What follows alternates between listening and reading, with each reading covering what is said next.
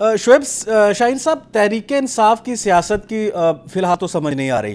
آپ الیکشن میں عوام نکلتی ہے، آپ کو ووٹ کاسٹ کرتی ہے. 92 کے قریب سیٹیں ہیں جو اس وقت پی ٹی آئی کے حمایت یافتہ آزاد امیدوار جو ہے وہ اس وقت جیت چکے ہیں.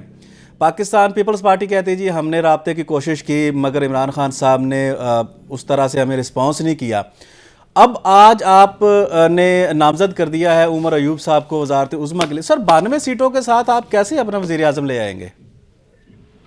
نہیں، میرا خیال ہے پی ٹی آئی کی سیاست آپ کو واقعی سمجھ نہیں آئی، مگر عوام کو تو سمجھ آ گئی ہے. عوام نے تو ہمیں 180 سیٹیں دی ہیں. عوام نے تو ہمیں جتا کر کے بھیجا ہے، اسمبلی میں بھیجا ہے. الیکٹڈ ایم این اے تو ہم ہیں. وہ جو کٹ پتلی ڈکیتی کرنے والے لوگ ہیں وہ ہمیں دعوت دیتے ہیں کہ جی آئیں جی ہمارے ساتھ شیئرنگ کر لیں اور ہمیں پہلے لیجٹیمیسی دے دیں. تو بھائی کیسے آپ کو لیجٹیمیٹ کر دیں؟ ہماری سیٹیں ہمیں واپس کر دیں. ہم ہر کسی سے بات کرنے کو تیار ہیں. جنہوں نے دن کی روشنی میں ڈاکہ ڈالا ہے، جن کے چہرے پہ لکھا ہوا ہے کہ یہ ڈاکو ہیں، جنہوں نے یہ ذاتی عوام کے حقوق پہ ڈاکہ ڈالا ہے، عوام پہ ظلم کیا ہے. پہلے یہ صرف مال و متاع لے کے باہر چلے جاتے تھے، اب انہوں نے ان کے مینڈیٹ کو چوری کر لیا. لوگوں نے اب مثلا میرے حلقے کی بات کریں، میں ایک مثال دیتا ہوں.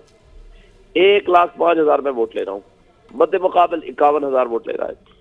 53,000 ووٹوں کا فرق ہے. وہ کہتا جی میں جیتا ہوا ہوں.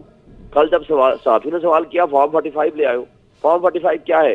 جس کے اوپر پریزائڈنگ آفیسر، سارا دن الیکشن ہوتا ہے، presiding officer, assistant presiding officer polling agents کی موجودگی میں وہ گنتی پوری کرتا ہے.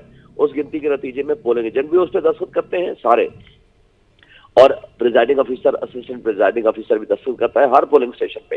میرے 387 پولنگ اسٹیشن پہ، 387 کا مطلب ہے 6 اگر تصور کر لیں، 4 پولنگ ایجنٹ اور تو وہ 6 بھی اگر کم سے کم، ورنہ اس سے زیادہ تھے کیونکہ 34 میرے امیدوار تھے میرے حلقے میں.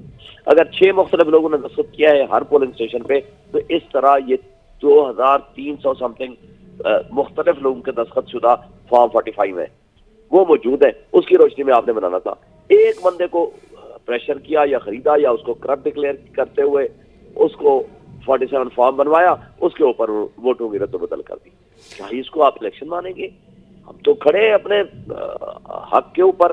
ہم تو یہ کہتے ہیں کہ بھائی ہم جیت چکے ہیں، ہمارا یہ حق ہے، قوم ہمارے ساتھ کھڑی ہے، لوگوں نے ہمیں ووٹ سپورٹ کیا ہے، ہم ڈیولی الیکٹڈ ریپرزینٹیٹیو ہیں پبلک کے. اور اس کے مد مقابل جو کٹ پتلی بیٹھے ہوئے ہیں وہ یہ کہتے ہیں کہ نہیں جی ہمارے ساتھ آ کر بیٹھو. تمہارے کس موضوع پہ آ کر بیٹھے؟ تم سب سے پہلے ملک کی خاطر، ملک کی اکانومی کی خاطر، ملک کی سلامتی کی خاطر، ملک کی خود مختاری کی خاطر سب سے پہلے جو ڈاکہ زنی کی ہے اس کو واپس کرو. آئے ہم ہر ایک کے ساتھ بیٹھنے کو تیار ہیں، اور الیکشن بھی ہم جیتے ہوئے ہیں، انشاءاللہ ہم جیتیں گے.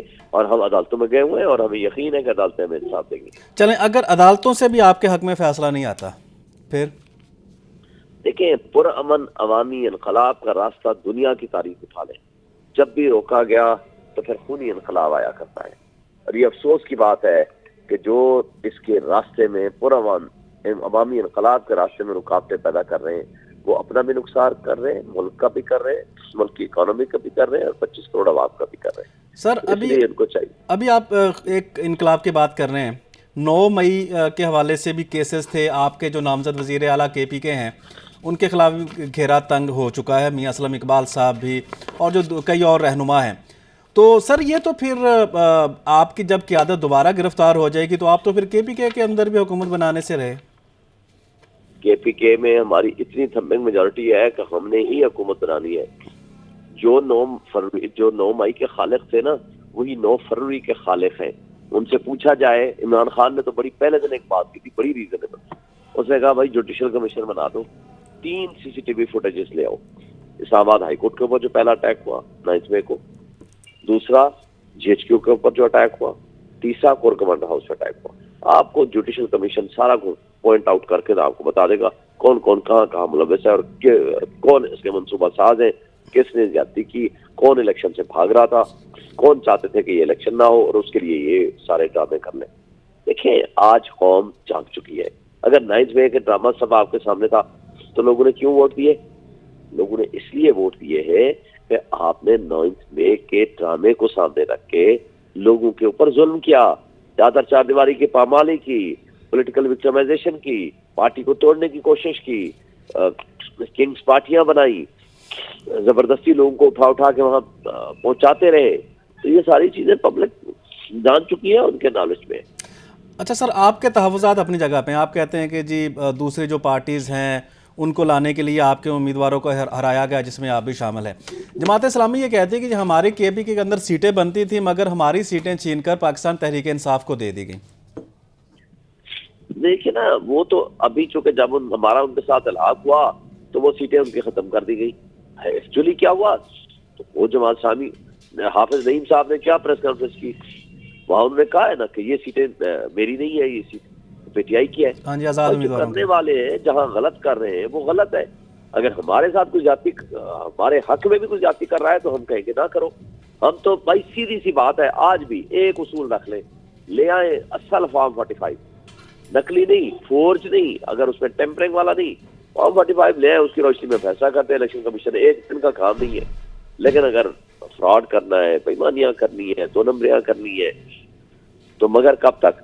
عوام تو دیکھ چکی ہے۔ مجھے بتائیں، اب میرے حلقے کی ایک مثال دے رہا ہوں، ایک ایک گاؤں، ایک ایک شہر، ایک ایک حلقہ، اب طارق فضل کہہ چکا ہے کہ ہاں جی نہ ہمارے پاس بیانیہ تھا، ہمارے لوگوں کو میسج کا جواب دیے ہیں اس نے، ہمارے دوستوں کو، صحافیوں کو، کئیوں کو، انہوں نے افسوس کیا یار کیوں ہار گئے ہو، انہوں نے کہا نہ پرفارمنس تھی نہ بیانیہ تھا، وہ ان کے پاس سیم ہے، ہم ہارنا ہی تھا، ہم ہار گئے۔ بھائی ہارنے کے بعد اگلے دن آپ جیت رہے ہو، 8 فروری کو آپ ہار گئے، 9 فروری کو آپ جیت رہے ہو، تو آپ کو کوئی شرم و حیا بھی ہے؟ وہ شرم و حیا ہی ہمارے لوگوں نے ختم کر دی ہے۔ پاکستان کی سوسائٹی میں اتنی بےایمانی، اتنا سرے عام فراڈ، دو نمبری، اور اس کو جسٹیفائی کرنا اور اس پہ دھمال ڈالنا کہ جی ہم نے بڑا کارنامہ انجام دے دیا، تو یہ بس قوموں کی تباہی کا باعث ہی ہے، ایسی باتیں اور تو کچھ نہیں ہو سکتی۔ سر ایک لیکن قوم ہمارے ساتھ کھڑی ہے۔ چلیں، قوم آپ کے ساتھ کھڑی۔ ایک آخری سوال ہے سر، آپ کے سیاسی جو مخالفین ہیں ان کا کہنا ہے کہ تحریک انصاف تو یہ کہتے ہیں کہ ہمارے ساتھ دھاندلی ہوئی ہے، تو کیا دھاندلی 3 صوبوں اور صرف وفاق میں ہوئی ہے؟ کے پی کے اندر بھی تو وہی الیکشن کمیشن تھا، وہی نگران تھے۔ دیکھیں کے پی میں بھی دھاندلی ہوئی ہے، ہمارے کئی لوگ ابھی کے پی سے آئے ہوئے ہیں، کئی کے پی میں بیٹھے ہوئے ہیں، وہ دھرنے میں ابھی تک بیٹھے ہوئے ہیں۔ بھائی وہاں تو 100% سیٹیں تھیں ہماری، اس میں سے وہ ان کو کم کی گئی، مگر وہاں چونکہ اتنا بڑا مارجن تھا اور اتنا پریشر تھا پبلک کا کہ وہ سسٹین نہیں کر پائی انتظامیہ، اور یہاں سسٹین کر گئے۔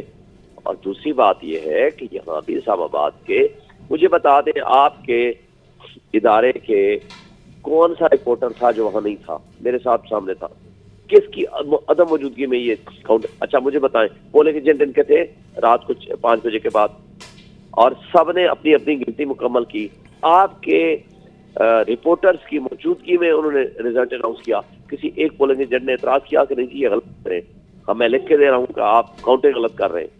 اچھا کسی ایک نے کہا کہ نہیں جی وہاں شعیب شاہین نہیں جیت رہا، دوسرا طارق فضل جیت رہا ہے یا کوئی اور جیت رہا ہے۔ پھر کل صحافیوں نے جب سوال کیا بھئی آپ اپنے فارم 45 لے آؤ، اس نے کہا جی میں کیوں دکھاؤں صحافیوں کو؟ بھائی صحافی اپنے گھر لے کے جانے کے لیے کہہ رہے ہیں، وہ تو عوام کو دکھانے کے لیے ہے نا، عوام کے حقوق پر ڈاکہ ڈالا ہے تو عوام کو دکھاؤ تو صحیح، جو کچھ آپ کہہ رہے ہو غلط ہے یا صحیح ہے۔ پھر جب پوچھا گیا جماعت اسلامی، تحریک لبیک اور مصطفیٰ نواز کھوکر کے فارم، ان کے بقول بھی ہم جیتے ہیں، ان کے پاس بھی فارم 45 میں ہر ایک کو ملتا ہے، وہ کہتے ہیں کہ نہیں جی وہ غلط بیانی کے لے رہے ہیں، یا پتہ نہیں وہ زیادہ اعتماد ان کے میں اندر آ گیا تھا۔ یار بات یہ نہیں ہے، بات یہ ہے کہ سچ سب کے سامنے ہے، پورے دنیا کو پتا ہے۔ مجھے بتائیں آج اکانومسٹ کی آپ رپورٹ اٹھا کے دیکھ لیں، کیا کہتے ہیں وہ کہ پاکستان اس وقت نہ ان کے پاس فرنج باقی رہ گئے ہیں نہ پیسہ باقی رہ گیا ہے، کس طرح ملک کو چلائیں گے؟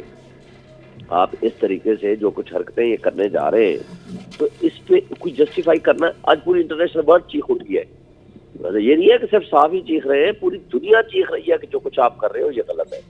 تو آج ان کو لیجیٹیمیسی کون دے گا؟ ان کے اندر انویسٹمنٹ کون لے کر آئے گا؟ اوورسیز کیسے آپ ان کے اوپر ٹرسٹ کریں گے؟ تو اس طرح کی سچویشن میں نہ ملک چلتا ہے نہ ہی قومیں ترقی کرتی ہیں۔ آپ کو قانون، انصاف اور لوگوں کے مینڈیٹ دینا پڑے گا، قانون انصاف کی برتری دینی پڑے گی، آئین کو بلند رکھنا پڑے گا، تب جا کر کے آپ کو ملک ترقی کرے گا۔ چلیں سر، بہت شکریہ آپ کے قیمتی وقت کا۔